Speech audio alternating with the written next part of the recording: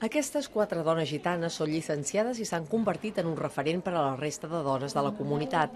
Expliquen les seves experiències i ambicions per demostrar que tot és possible. Animar una mica, no? A que pugi, no? La gent que tingui ganes, que es motivi, que no som menys que ningú. Jo vull poder treballar en un laboratori d'investigació amb alguna cosa relacionada amb la neurociència. La trajectòria d'aquestes dones és excepcional dins d'una comunitat on el nombre de gitanes que supera la primària ja és mínim.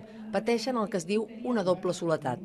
Moltes d'aquestes nenes es troben soles als instituts perquè no són les úniques de la seva cultura que estan a classe i també soles als seus barris perquè són les úniques gitanes que van a l'institut. No? Per això, des de l'associació Drom Kotar Mestipen s'organitzen trobades de dones gitanes per debatre sobre l'educació com a forma de superació de les desigualtats que viu aquest col·lectiu. Para que las niñas vayan a la universidad necesita el apoyo de su familia y en el colegio los niños necesitan un referente gitano dentro del colegio para que los niños se sientan más a gusto. Yo, por ejemplo, soy monitora de comedor con niños de P3, P4, P5 y yo sé que las mamás están encantadas porque estoy yo.